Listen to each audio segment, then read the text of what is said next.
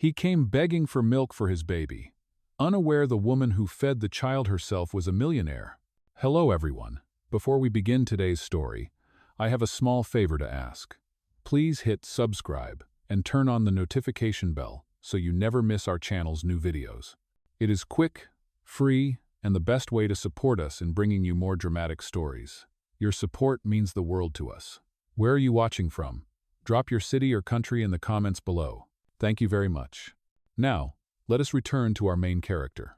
The wind howled through the quiet neighborhood of Maplewood that night. It was past midnight, and rain fell in long, cold sheets against the rows of brick houses. A single man walked down the slippery sidewalk, his jacket soaked through, his arms cradling a tiny baby wrapped in a faded blanket. His name was Ethan Cole. He had not slept in almost 2 days. His daughter, Anna, was barely 2 months old, and the can of formula he had been stretching for a week was now empty. Ethan's breath came out in clouds of steam, his shoes squished with every step. He stopped in front of the first house, its porch light glowing faintly. With trembling fingers, he pressed the doorbell. "Please," he whispered, rocking his crying baby against his chest. "I just need a little milk, please." The door opened a few inches. A woman in a robe peered out. "It is late," she said sharply. "You should not be out here with a baby." "I know, ma'am. I am sorry. I lost my job. My wife is gone. My baby is hungry." The woman's eyes softened for half a second, then hardened again. "Try the shelter downtown," she said, closing the door. Ethan stood there in the rain, staring at the wooden frame until the porch light went out. He moved to the next house and knocked again. This time, a man shouted from inside, "Get off my porch before I call the police." His heart sank. He turned away, the baby's sobs muffled against his chest. "Shh. It is okay, Anna. Daddy will find something." By the time he reached the end of the street, his arms were numb. The rain had soaked through the baby's blanket. He stopped under a flickering streetlight, his voice hoarse. "God, please, just one door. Just one." Then, at the far end of the lane, a porch light turned on. A tall iron gate swung open, and warm light spilled from a grand white house. The front door opened, revealing a woman in her early 30s. Her hair was tied back, and a silk robe fell loosely around her shoulders. Her name was Clara Hayes. She took one look at the shivering man and the tiny baby in his arms. "What happened?" she asked, stepping forward. I just need a little milk," Ethan stammered. "Anything. I will pay you back, I swear." Clara's eyes flicked to the baby's face, pale and wet from the rain. Without another word, she held out her arms. "Come inside," she said softly. Inside the marble-floored foyer, the warmth hit him like a wave. Ethan hesitated, dripping water onto the rug. "I cannot," but before he could finish, Clara had already taken the baby, cradling her carefully. She carried the child into the kitchen, where she opened the refrigerator, pulled out a glass bottle of milk, and poured it into a small pot to warm. The scent of it filled the air, sweet and real. Ethan watched in silence as Clara sat on the couch, holding his daughter close, gently feeding her. The baby quieted almost instantly, tiny hands clutching at the bottle. For the first time in hours, Ethan heard something other than crying soft, contented breathing. He blinked back tears. "Thank you," he whispered. "I do not even know your name." Clara looked down at the baby, a small, sad smile curving her lips. "It does not matter," she said. "What matters is she is fed." 0. Outside, the storm raged on, but inside that quiet room, time seemed to stop. A man who had nothing, and a woman who had everything, sat together in the glow of a single lamp, bound for a moment by the simplest act of kindness, a bottle of milk and a stranger's mercy. The next morning, the gray light of dawn slipped through the wide kitchen windows. Ethan blinked awake on the couch, his clothes still damp from the night before. For a moment, he thought it had been a dream, the warmth, the safety, the silence, but then he heard a soft humming from the next room. Clara was sitting near the fireplace, rocking little Anna in her arms. The baby had been bathed, dressed in a tiny pink onesie that clearly did not belong to Ethan, and was sleeping soundly against her chest. Clara looked up as he stirred. "Good morning," she said quietly. Ethan sat up, guilt rushing through him. "I am so sorry." I did not mean to fall asleep. I should not have stayed. You needed rest, she replied, and she needed warmth. He hesitated, his eyes catching on the elegant interior around him, paintings on the wall, the glimmer of crystal vases, the smell of coffee and something buttery from the kitchen. It all felt impossibly far from his life. You live here alone? He asked. Clara nodded. My husband passed away a few years ago. It is a large house for one person, but I suppose it keeps me busy. She looked down at the baby again, her voice softening. I used to have a daughter. She would have been about this age. The words hit him like a quiet wave. I am sorry, Ethan said. Clara smiled faintly, but her eyes stayed far away, somewhere behind the glass of memory. Sometimes I still hear her crying at night. Maybe that is why I heard yours. Ethan looked at his daughter and swallowed hard. You saved her life, Miss Hayes. I do not know how to thank you. Oh, there is no debt, she answered. But if you really want to repay me, take care of her. That is all the thanks I need. She stood and walked to the counter, where she poured coffee into a ceramic mug and handed it to him. He noticed her hands steady, graceful, the kind of hands that were used to control everything around them. Yet they trembled slightly when she held the bottle to feed his child. For a while, they sat in silence, broken only by the crackle of the fire. Then Clara spoke again, her tone shifting from gentle to curious. Where do you live, Ethan? He hesitated. In my truck, he admitted. Since I lost my job at the warehouse, it is the only place we can stay. I pick up small delivery shifts when I can, but most nights we park near St. Paul's Church. It is safe there. Clara listened, her jaw tightening. St. Paul's, she repeated. That is only a few blocks from my company headquarters. Oh, your company? She almost said the name, then stopped herself. I work in nutrition, she said instead. I make products that help children grow strong. Ethan nodded, unaware of the truth she was hiding. Then you must know what you did last night was more than kindness.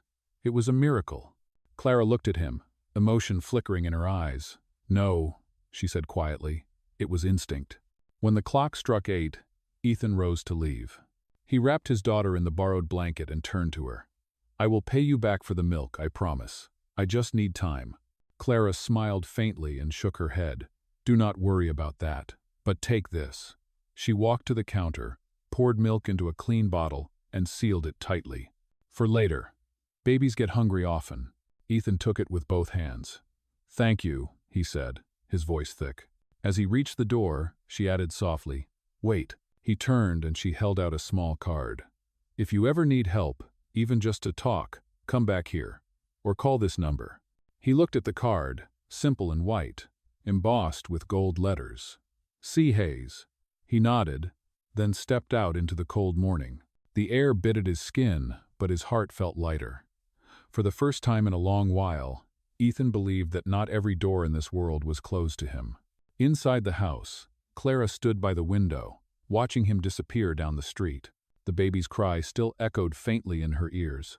She pressed a hand to her heart and whispered, You would have been that small, too. The light in the room brightened as the rain outside slowed to a drizzle, and somewhere deep in her chest, something long frozen began to thaw. 2 weeks passed after that night, and the memory of Clara's kindness still lingered in Ethan's mind. Every time he opened the small bottle of milk she had given him, he could still see her face, the calm way she had held Anna, the warmth in her eyes that made him believe the world was not completely cruel. But life did not slow down for gratitude. His savings were gone, and the truck's engine was beginning to fail. He started taking day labor shifts at the shipping docks, leaving Anna in the care of the church volunteers. Each night, he returned to the small parking lot behind St. Paul's Church and sat in silence, rocking his daughter to sleep. The card with the name C. Hayes stayed tucked in his wallet. He looked at it often, but pride kept him from using it. He did not want to be someone's pity project. One cold morning, Ethan went to the grocery store with the last few dollars he had. The clerk scanned the formula tin, and the register beeped an amount far beyond what he could pay. He sighed and was about to walk away when the manager called out, Hey, you are the man from the news, right? The one the woman helped that stormy night? Ethan froze. News? The manager turned the small television on the counter toward him. On the morning show, a headline read, Mystery woman rescues homeless father and baby during rainstorm. The grainy footage from a neighbor's door camera showed Clara stepping out to take the baby from Ethan's arms. The cashier laughed softly. People online call her the Milk Angel. Ethan felt his stomach twist. It was no longer a private moment between two human beings, it was a spectacle. He left the store, the can of formula forgotten, the sound of the rain replaying in his head. That evening, he drove past the White House again. Lights glowed warmly behind its tall windows. For several minutes, he sat in his truck, holding the small bottle that had once saved his child. Then he took a deep breath, stepped out, and walked to the door. Clara opened it almost immediately, surprise flickering across her face. "Ethan?" He held out the empty bottle. "I came to return this." She took it, her expression unreadable. "You did not have to. I wanted to. It was yours." His tone was polite but guarded. "I saw the news. People know what happened." Clara's eyes lowered. "I did not tell them. A neighbor must have shared the footage. I am sorry." "Oh, it is fine," he said quietly. "You helped us. I will never forget that. But I do not want to be a story people pity. I am trying to build something honest for my daughter." Clara stepped closer, her voice soft. "I never meant to make you feel small, Ethan. That night, I did what I wish someone had done for me." He looked into her eyes and saw the pain there, the guilt of a mother who had once failed to save her own child. Something inside him softened, but the sting of humiliation still lingered. "I know," he said, "but people like me do not belong in your world. We live in the cracks between stories like yours." Before she could answer, Anna's cry came from the truck, faint but urgent. Clara moved to the window, seeing the small bundle in the car seat. "She is cold," she murmured. "Please at least let me give her a blanket." Ethan hesitated, then nodded. Clara disappeared into the house and returned with a soft, knitted blanket the color of cream. As she handed it to him, their fingers brushed, and for a heartbeat, something unspoken passed between them. Recognition, maybe even trust. "Thank you," he said again, quieter this time. "Promise me you will keep her warm," she said. "I will." He turned to leave, but she called after him. "Ethan, wait. There is something I want to ask." He stopped, one foot already in the rain. "My company is starting a small distribution center near the docks. We are hiring. It is honest work, steady pay. Would you consider it?" He studied her face, uncertain if this was charity or a real offer. Then he nodded once. "If it is real work, I will do it." "It is," she said. "Come by Monday morning. Ask for me." Ethan gave a small, grateful smile and walked back toward the truck. The baby was asleep now, tiny fingers gripping the edge of the new blanket. Clara watched from the doorway as his truck disappeared into the night mist. She pressed the returned bottle to her chest, as if it carried a heartbeat of its own. Out on the road, Ethan whispered to his sleeping daughter, "Maybe not every rich person forgets what being human feels like." The city lights blurred behind him, and for the first time in months, the path ahead did not seem completely dark. Monday morning came cold and gray, the air heavy with the smell of sea salt from the harbor. Ethan arrived at the new distribution center just as the sun began to rise. The building was large and modern, with the name Hayes Nutrition displayed in polished steel letters above the entrance. He paused, staring up at it, realizing for the first time the scale of the company that Clara led. Inside, the hum of machinery filled the air. Workers in blue uniforms sorted boxes and sealed cartons of milk powder for shipping. A supervisor handed Ethan a reflective vest and pointed him toward the loading area. "You are the new guy. Start with inventory," he said. Ethan nodded and got to work. It felt good to move with purpose again. The hours passed quickly as he lifted crates, scanned barcodes, and logged deliveries. He did not expect to see Clara that day, but around noon, he looked up to find her walking through the warehouse with a clipboard. She wore simple jeans and a navy coat, blending in almost like one of the team. When she saw him, she smiled. "So, how was your first morning?" He straightened, wiping sweat from his forehead. "Hard work," he said, "but honest. Thank you for giving me the chance." "You earned it," she replied. "You showed up when many others would not." Their conversation was brief, but something in it settled the uneasy distance between them. Still, whispers spread quickly through the warehouse. Workers glanced at Ethan, then at Clara, curious about the connection between the young laborer and the elegant woman from the main office. Later that afternoon, as Ethan was finishing his shift, one of the workers approached him. "Hey man," he said, "you know that lady is the big boss, right? The one from the news, the milk angel?" Ethan's shoulders stiffened. He forced a polite smile. "I just work here like everyone else." But by the end of the day, the whispers had grown into murmurs. Some admired him. Others mocked. "Guess helping her baby pays off," one man joked. Ethan ignored them, though the words stung. When the shift ended, he found Clara waiting by the loading dock. She handed him an envelope. "Your first payment," she said, "and something else." Inside was a small card for an apartment the company kept for staff in training. "It is temporary housing," she explained. "Safe, close to work. You and Anna should not be sleeping in that truck anymore." Ethan hesitated. "You have already done so much." "This is not charity," Clara said firmly. "It is company policy. Every employee deserves a roof over their head." He looked into her eyes and saw that she meant it. Slowly, he accepted the card. "Thank you, Miss Hayes." "Oh," she smiled softly. "Clara," she corrected. "Please call me Clara." That night, Ethan drove to the small apartment on Oak Street. It was modest but clean, with a heater that worked and a crib already waiting by the window. He stood there for a long time, watching his daughter sleep under the soft light. For the first time in months, he did not have to keep one eye open for danger. Across town, Clara sat at her desk, staring at a framed photo of her late daughter. She whispered, "Maybe I was meant to open that door." Outside, the winter wind eased, carrying a sense of calm that neither of them had felt in years. The days turned into weeks, and for a while, life began to feel almost normal. Ethan worked full-time at the distribution center, learning how to manage shipments and maintain quality checks. Anna stayed in a small daycare funded by the company, and every evening, he carried her home through the soft orange glow of sunset. Clara checked in occasionally, sometimes stopping by the warehouse, sometimes calling to ask how he and the baby were doing. But comfort can be fragile, and peace does not last long when pride and power exist in the same world. One Friday afternoon, Ethan was finishing inventory when he noticed two men in suits touring the facility with Clara.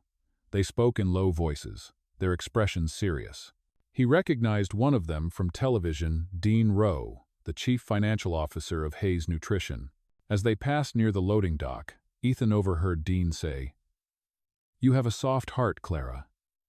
Giving jobs to people off the street may look charitable, but shareholders do not invest in pity." Clara's voice remained calm. "It is not pity, Dean. It is purpose. Every company should stand for something more than profit." Dean chuckled. "Purpose does not pay dividends. You keep letting emotions drive your decisions, and soon you will lose everything your father built." Ethan pretended not to listen, but the words cut deep.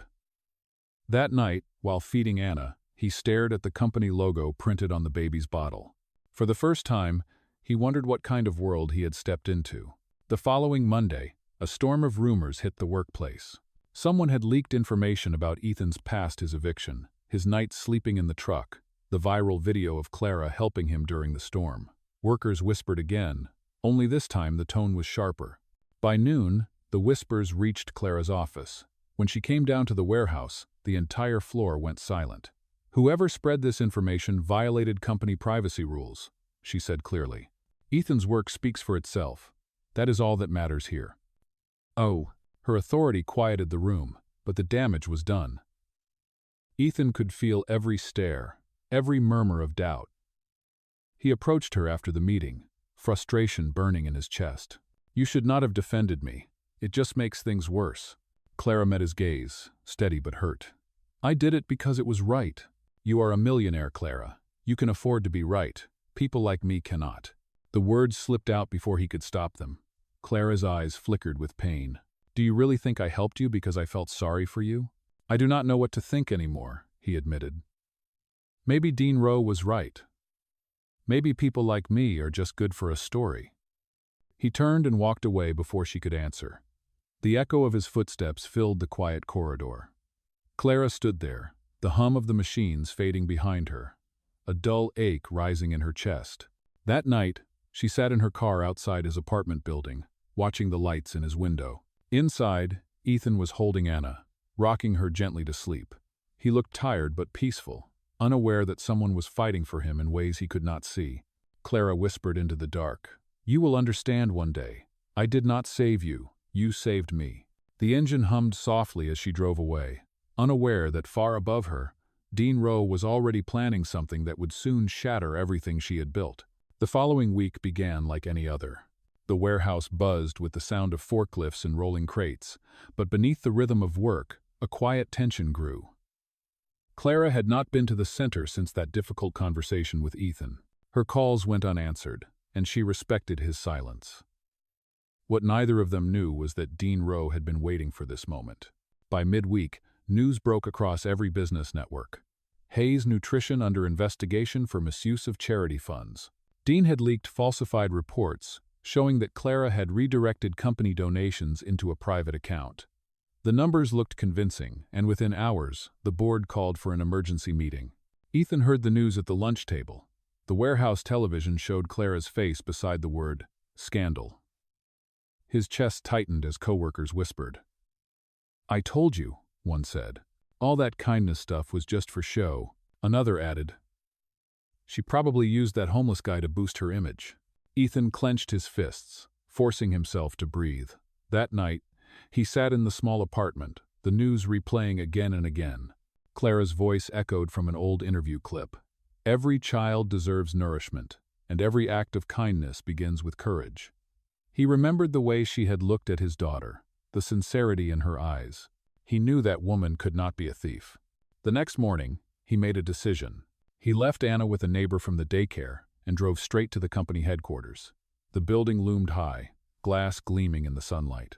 Reporters crowded the front steps, shouting questions as Clara exited the lobby surrounded by security. Her face was pale but composed. When she saw Ethan pushing through the crowd, her eyes widened in surprise. "Ethan, you should not be here," she said, voice trembling. "I have to be," he replied. "I know you did not do what they are saying." "Are?" Before she could speak, Dean stepped forward from behind her, his tone sharp. "This is not the time or place. Mr. Cole, please leave company property before you cause more embarrassment." Ethan turned to him. "You are the one who leaked the story, are you not?" Dean smirked. "Careful with your accusations. You are just a warehouse worker.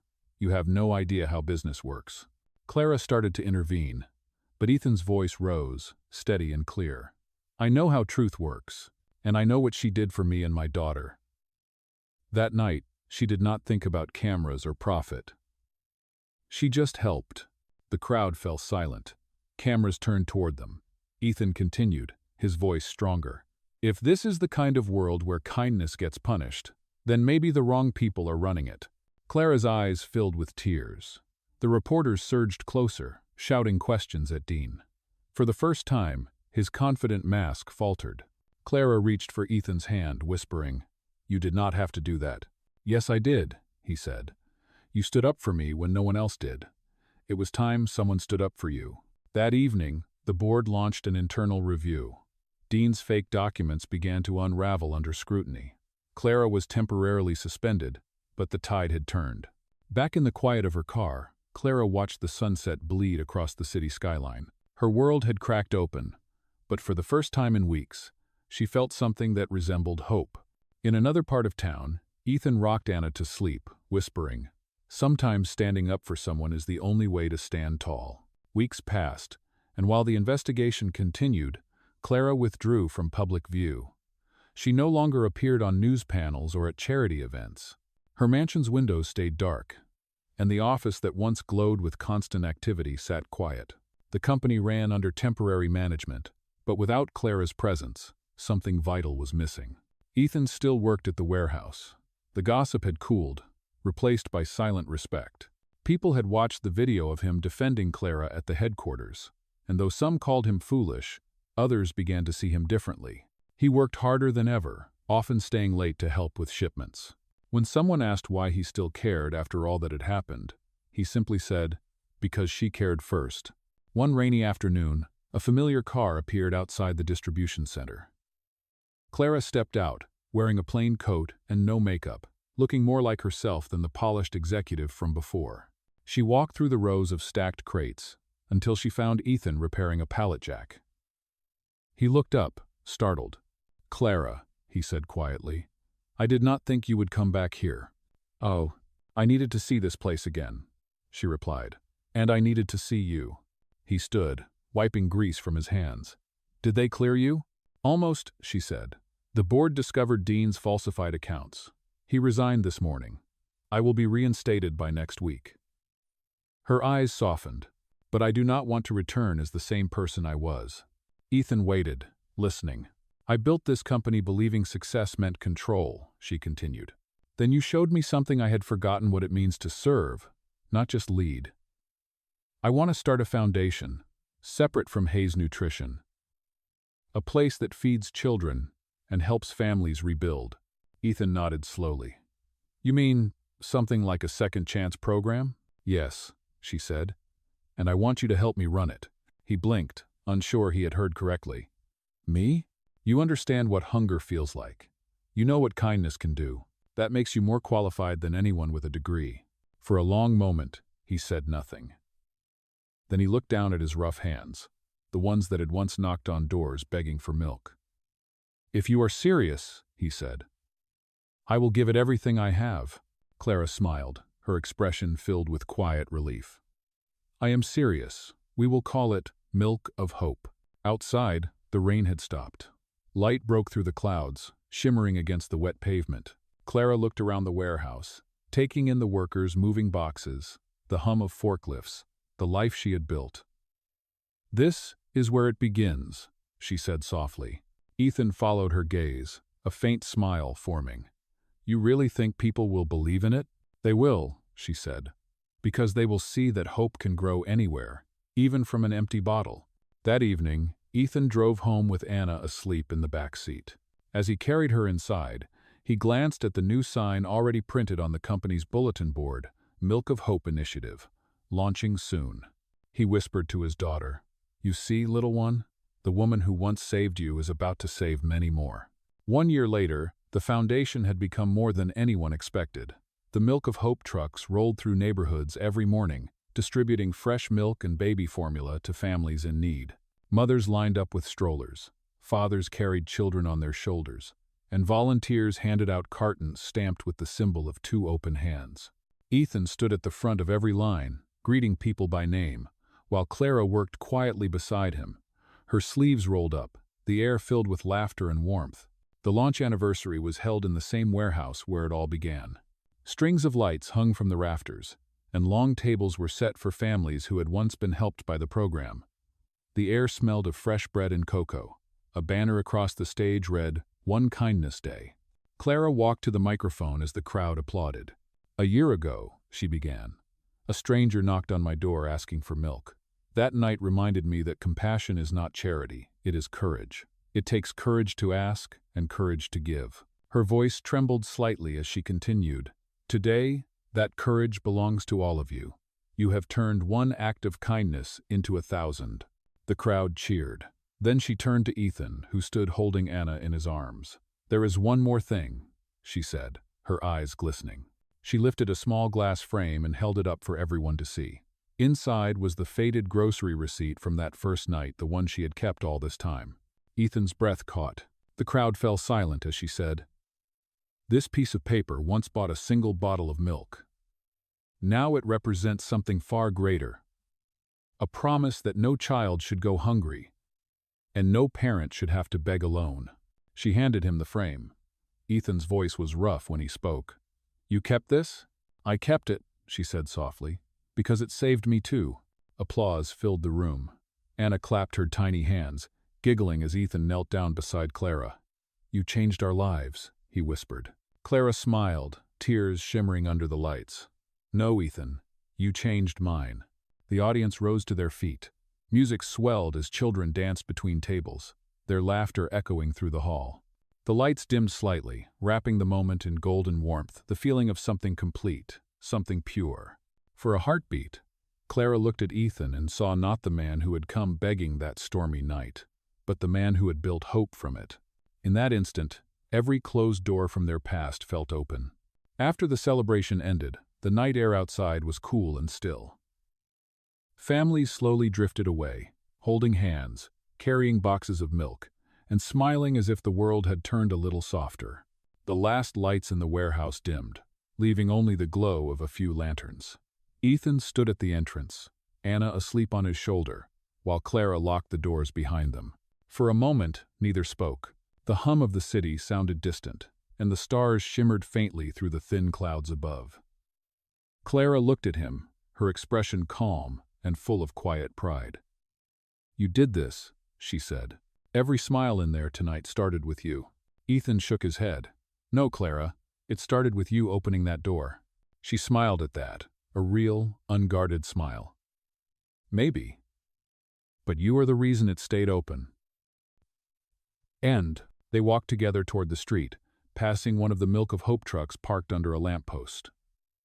Its logo gleamed softly in the light. Clara paused, touching the painted symbol with her fingertips. "Do you ever think about that night?" she asked. "Every day," he said. "Whenever I hear Anna laugh, I remember the sound of her crying in the rain. I remember thinking no one would help us. Then you did." Clara's eyes shimmered. "That night I thought I was helping you, but I was the one who was lost. You gave me back my purpose." He looked at her, and for the first time since they met, there was no distance between them, no debt, no shame, no difference in class. Only two lives woven together by what they had both lost and found again. The wind carried the faint scent of milk and bread from the warehouse kitchen. Anna stirred in her sleep, murmuring softly. Ethan smiled down at her. "She is dreaming," he said. "About what?" Clara asked. "Maybe about a world where no one has to knock on a stranger's door," he answered. Clara reached into her coat pocket and pulled out a small object wrapped in tissue paper. "I have something for you," she said. Inside was the knitted baby hat Ethan had left behind that first night. It had been washed, repaired, and framed in glass. At the bottom, engraved on a small brass plate, were the words, "The Night of Open Doors." Ethan's throat tightened. "You kept it all this time?" "It reminded me," she said, "that kindness never ends with one act.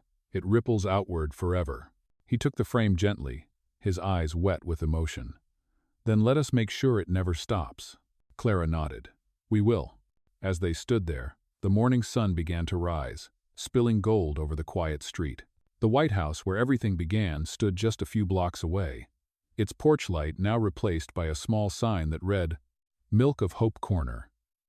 Free milk for every baby." Clara glanced at it and whispered, "It feels like a circle completed." Ethan looked at her and smiled. "No, it feels like a new beginning." Together, they walked toward the light, the world awakening around them. The sky turned from gray to pale blue, and the first delivery trucks rumbled down the road, carrying bottles of milk and boxes of hope to waiting families. A soft voiceover closed the story. Sometimes, one door opened in compassion becomes 1,000 doors opened in faith. And the smallest act of kindness, like a bottle of milk shared in the rain, can feed generations with love. Oh, the screen faded to white, leaving behind only the sound of a baby's gentle laughter and the echo of two hearts that had finally found home.